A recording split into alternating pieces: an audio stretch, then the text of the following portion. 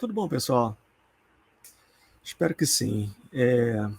A ideia desse vídeo aqui é fazer uma breve introdução sobre os Large Language Models, né? Os LLMs, que isso que é um método por detrás dessas IAs generativas aí que estão no mercado já tem uns 2 anos, né? Tipo o ChatGPT, o Bard do Google, que agora se chama o Gemini, o próprio Llama da Meta, enfim. A ideia é falar um pouco sobre isso, mas de uma forma mais técnica, tá? Eu tenho visto alguns vídeos em português sobre esse assunto, mas eles vão mais para uma parte de marketing, de venda, de apresentação disso como uma solução, tá? Eu tenho sentido falta dessa parte aí mais técnica. Então, a minha ideia é falar sobre LLMs e principalmente falar sobre os transformers, né, que é o método por detrás, né, desses LLMs que foram lançados no mercado, né, como IAs generativas. Então vamos lá, sem mais delongas, deixa eu compartilhar aqui a minha tela. Tá? Vou compartilhar a tela toda, tela cheia aqui para a gente ficar mais livre. Tá, ok, deixa eu sair aqui dessa tela infinita e ir para a apresentação. Tá? Vou ocultar isso aqui. Bom, vamos lá. Uma pequena introdução, né, sobre LLMs, Large Language Models. O que é um LLM, tá? O que é essa bodega aí? Basicamente, são dois arquivos, tá? Um arquivo de parâmetros e um arquivo de códigos para rodar esses parâmetros. Esses parâmetros aqui são eles representam o peso da rede neural, tá? Eu não sei quantos de vocês conhecem esse assunto de rede neural. Então, deixa eu fazer uma breve explicação aqui. Fazer melhor, deixa eu sair, vamos entrar aqui no Google.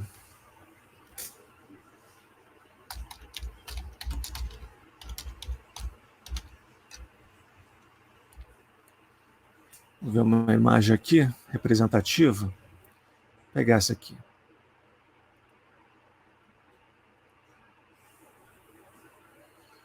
Vou abrir aqui numa nova guia. Então tá aqui. Essa aqui é uma rede neural clássica, tá? Vamos dizer assim.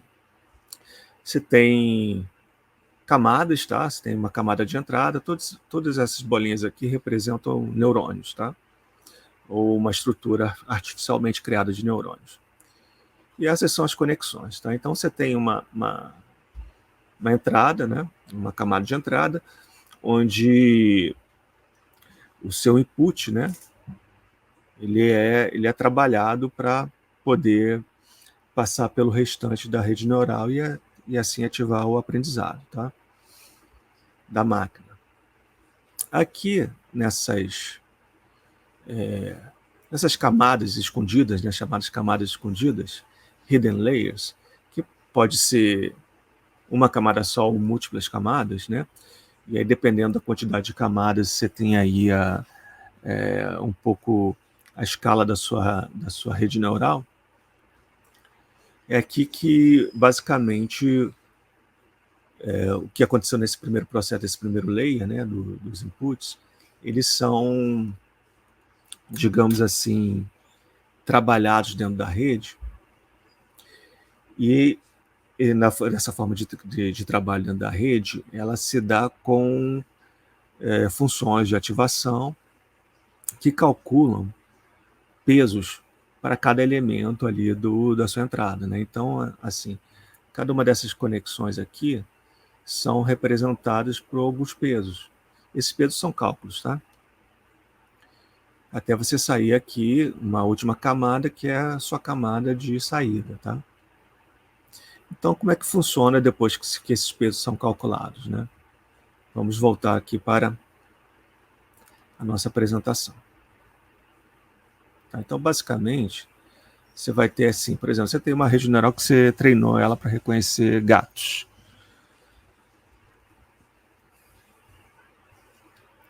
Então, você treinou ela para reconhecer gatos, mas ela tem ali, por exemplo, também tem cachorros, leões, felinos, enfim. Então, você treinou ela para reconhecer ali, digamos assim, imagens de animais, tá? Vamos fazer assim para ficar uma coisa mais ampla. Vamos pegar uma caneta aqui, vamos dizer que você tem sua entrada, você tem aqueles hidden layers, né? Os layers escondidos, você tem sua saída aqui, né? E aí você tem aí as conexões, né? Então, digamos aqui, aí você tem a foto aqui de um gato. Aqui um gato. E aí você quer que ele reconheça assim, que a rede reconheça esse gato aqui. Então, cada um desses layers aqui, cada um desses neurônios, dentro dos layers, eles naquela etapa ali de aprendizado, eles ficaram responsáveis por algumas partes, né, do conteúdo que foi introduzido ali, né, como entrada, né. Então, digamos aqui, essa rede neural aqui, esse neurôniozinho aqui ficou responsável pela orelha, por exemplo, de cachorro, que é uma orelha assim mais caída. Esse layer aqui ficou, esse neurônio aqui ficou responsável por uma orelha de leão, tá? Aqui é uma orelhazinha assim menorzinha, parecida com a de gato, mas menorzinha. E essa aqui que ficou responsável pela orelha do gato, tá? Essa aqui é a orelha do gato. Então, quando você bota essa imagem de gato aqui e pede para reconhecer, vai começar a acender, né, os neurônios que ficaram com cada parte desse reconhecimento, né? A orelha, o focinho, enfim, a forma. Então, dentro, com base aqui nesse cálculo aqui, né, com base na tua entrada, né, vai sair esses pesos vão ser, digamos assim, redimensionados, né? Então, em comparação com a tua imagem inicial, esse neurônio que ficou com a orelha do cachorro, ele vai ficar com, por exemplo, um peso menor, né, do que os outros. Então, você vai ficar com um peso aqui de, digamos, 0,1. Tá? Esse aqui que tem a orelha do leão, como é um felino, né, ele vai ficar tem um pouco mais a ver com a tua entrada, ele vai ficar com um peso maior do que o do neurônio que está com a orelha do cachorro, né? Então, digamos aqui, vai ficar com 0,7. E essa aqui que está com o gato, né, que é o que representa que está ali, vai ficar, digamos assim, com o peso dele 0,98. Então, de todos esses neurônios aqui, né, o que vai acender qualquer reconhecimento é o gato, né? E assim sucessivamente, com todos os neurônios que são responsáveis por todas as partes do gato, né? Focinho, o bigode, o corpo, a pata, enfim. Até sair aqui no final, reconhecendo que é um gato também, tá? Então, é assim que funciona esses parâmetros. Então, esses parâmetros aqui, eles representam os pesos da rede neural, né? O que acontece? Quando você cria uma rede neural, como essa daqui, né? Vamos voltar lá. Vamos descartar isso aqui e voltar aqui. Quando você cria uma rede neural como essa aqui, você salva os pesos dela. Tá? Então, vai vir um arquivo com os pesos da rede neural, que são os parâmetros. E aí, por cima, com esses parâmetros, você consegue reconstruir essa rede neural dentro de uma aplicação, por exemplo, que você faz. Tá? Então, os dois arquivos ali do LLM que nós temos vão ser os parâmetros, que são os pesos, né? E aí, por exemplo, eu estou usando como base aqui o Llama 70 GB, tá? O Llama tá, assim, vale uma explicação adicional aqui. O ChatGPT, o Gemini do Google, todos esses são modelos proprietários, né? Então, assim, alguém é dono deles. Então, você não tem tanto acesso ao modelo em si. No caso do Llama, quando a Meta desenvolveu, ela abriu o modelo. Então, você consegue acessar esse modelo, você consegue abrir ele, você consegue entender o que tem ali dentro, tá? Então, por isso que o Llama é bastante usado, por exemplo, para fins educacionais, tá? Então, nesse caso aqui, o que eu estou pegando como exemplo é o Llama 70 GB, tá? Então, os parâmetros desses 70 GB ali são os pesos que foram salvos da rede neural, tá? Quando foi desenvolvida ela. E basicamente cada um desses pesos tem mais ou menos um tamanho de 2 KB. Então 2 KB vezes 70 GB dá 140 GB. Então você vai ter um arquivo de 140 GB e um arquivo de código, e aí pode ser qualquer código, tá? Qualquer linguagem computacional, pode ser C, pode ser também Python, ou pode ser R, ou pode ser Erlander, qualquer linguagem computacional. Muitas vezes a preferência é pelo C, porque o C é uma linguagem de baixo nível. Python, por exemplo, é uma linguagem de alto nível, né? Qual que é a diferença? O Python você tem bibliotecas, né? Que são códigos já escritos em Python que você pode importar, né? C não tem bibliotecas, você precisa escrever tudo que você vai querer que o código faça, né? Por isso que é chamado de baixo nível. E também é por isso que muitas vezes é usado de maneira preferencial para você desenvolver sistemas que vão ser operacionais, assim, operacionalizados em várias aplicações, né? Então, por exemplo, o Windows, né, que é um sistema operacional, é escrito em C, ou alguma variação de C, tá? Mesma coisa o iOS da Apple, enfim, e outros sistemas operacionais, Linux. No caso aqui do Llama, você tem aqui um arquivo em C, né, com 500 códigos. Você pode baixar esses 2 arquivos, né, rodar no seu computador, normalmente, e gerar aí uma aplicação com base no Llama. Ok, isso a gente está vendo ali a rede neural, o LLM, já desenvolvido. Tem uma parte anterior a essa aí, né, que é o processo de construção disso, que a gente chama de pré-treino, né, o pre-training daquela rede neural. Então, no caso do Llama, 70 GB, como é que foi feito isso, né? A Meta pegou um pedaço da internet, foram 10 terabytes de texto, né? Configurou um supercomputador, né? Com 6.000 GPUs. GPUs são as placas de vídeo, por exemplo, que a gente tem. Quem gosta de jogos online, né? Essas coisas utiliza muito o GPU, porque o GPU, o processamento dele é mais rápido, né? Então são placas de vídeo, ao contrário dos CPUs. CPUs são, por exemplo, o HD que você tem no teu computador, né? Ele precisa de memórias externas para poder rodar, ter uma capacidade de processamento maior, né?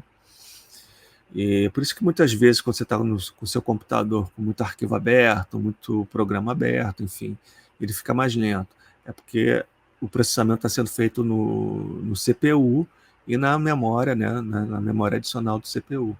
E fica lento porque provavelmente está atingindo 100% de capacidade, né?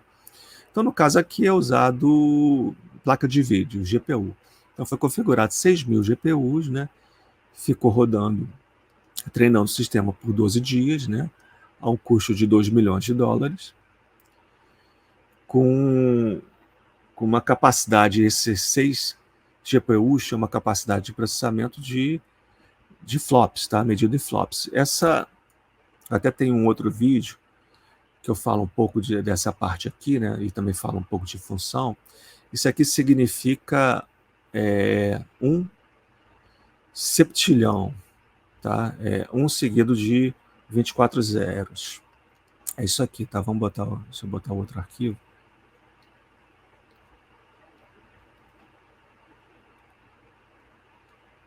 É 1 septilhão, ou também pode ser lido como 1.000 sextilhões, tá? Então, assim, é uma capacidade de processamento absurda, tá? Só supercomputador faz isso. Então, é difícil você, assim,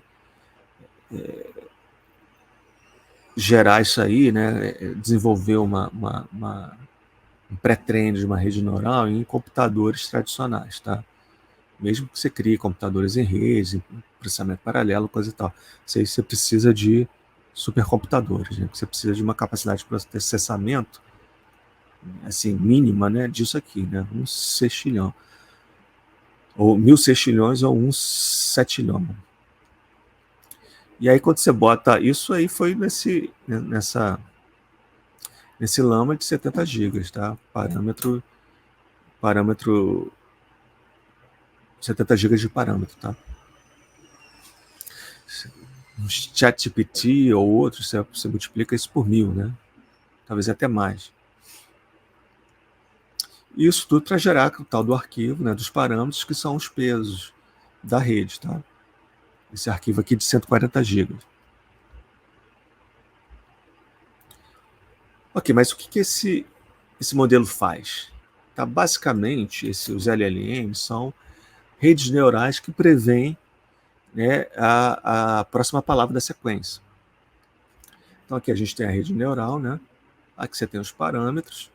Então, por exemplo, nesse contexto aqui de 4 palavras, cat, sat on e mat, para prever que o mat é a palavra que vai estar vindo depois desse contexto de 4 palavras, ele vai fazer aquele processo que a gente explicou, tá? Então, basicamente é isso. Ele vai prever a próxima palavra, né, com base nas palavras anteriores. E é assim que vai gerando o texto, tá? Ok, mas tá, essa parte aqui é importante. Pode parecer um negócio que é simples, prever a próxima palavra, né? Mas só que para fazer isso não é chute, né? Isso são cálculos probabilísticos que são feitos. Mas para prever a próxima palavra, a rede neural, ela meio que precisa, ela é obrigada a aprender muito a respeito do mundo. Então, por exemplo, você pega aqui, essa é uma página da Wikipedia sobre a Ruth Handler. A Ruth Handler foi a criadora da Barbie. Então, para a rede neural conseguir entender esse texto aqui e gerar alguma outra coisa com base, por exemplo, digamos, você está no ChatGPT e pede para falar sobre quem foi a criadora da Barbie. Para a rede neural responder para você, ela precisa ter entendido muita coisa a respeito do que a gente tem do mundo para poder entender o conteúdo sobre a Ruth Handler.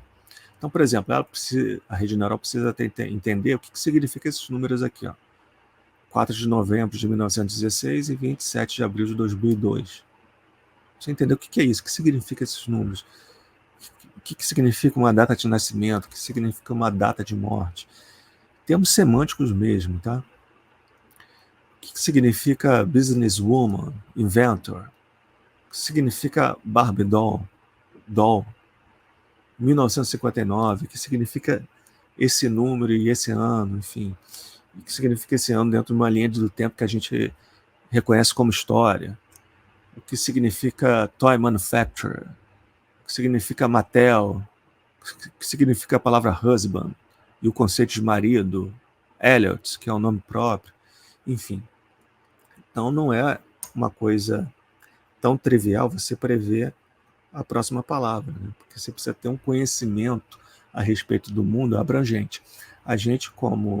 Nós como seres humanos, fazemos isso durante o nosso aprendizado, aí, desde que nós somos crianças, né? Vamos entendendo como o mundo funciona e como nós estamos dentro desse mundo, né? A rede neural, e a inteligência artificial de uma maneira geral, ela não tem esse processo de aprendizado que a gente tem, né? Tem esse processo dela em cima de um conjunto de dados que a gente fornece, né? Então esse entendimento vem da análise desse conjunto de dados e do entendimento probabilístico desse conjunto, tá? Que consegue fornecer um entendimento que a gente chama de semântico, tá? Dentro dessa área de computação. Então, basicamente, ela vai prevendo, né, a próxima palavra para ir escrevendo as frases. Então, por exemplo, essa última frase aqui, I go to walk early in the morning. Então ela vai fazendo de maneira iterativa essa previsão, né? Depois de I go, depois de go to, walk early in the morning. E dessa forma ela vai escrevendo um texto que faz sentido, tá? Ok. Uma rede neural ali como o Llama ou como o ChatGPT, ela é treinada com base em documentos que vêm da internet. Então, basicamente, quando você pede para escrever algo, ela sonha, né, um documento baseado naquilo que ela viu na internet. Então, por exemplo, se você na internet tem muito código escrito em Java, né, porque Java é muito usado em conjunto com HTML. Então, você pede para escrever um código em Java, ela vai escrever de acordo com o que ela viu nos documentos que ela analisou lá via da internet. Essa mesma coisa. Você pede para escrever, sei lá, uma ficha de produto. A probabilidade dela ter sido treinada com várias páginas vindas da Amazon é muito grande. Então, muito provavelmente, ela vai sonhar com uma ficha de produto baseado nos produtos, nas fichas de produtos da Amazon. A mesma coisa, se pede para ela escrever sobre, sei lá, um pato. A probabilidade de ela ter sido treinada com muitas páginas da Wikipedia é alta. Porque você tem várias páginas da Wikipedia, em várias línguas, né? Então, essa é a probabilidade dela sonhar com um documento baseado em documentos da Wikipedia também é muito grande. Mas isso a gente consegue ir equalizando, tá? Isso tanto o desenvolvedor consegue equalizando no processo chamado fine-tuning, quanto o próprio usuário consegue fazer isso via os prompts, tá? Mas o termo que a gente usa é sonhar, tá? Tanto quanto a rede neural começa a inventar coisas, né? A gente fala que ela está alucinando. São alucinações, tá? Em computação tem muito isso. Tem alguns termos assim que não tem a ver com a computação, mas que colocadas dentro do contexto são usados para explicar alguns comportamentos da máquina, tá? Isso é muito comum em computação. Você pegar palavras que não têm a ver ali com o métier, mas que ajudam a entender o comportamento da máquina e explicar esse comportamento, tá?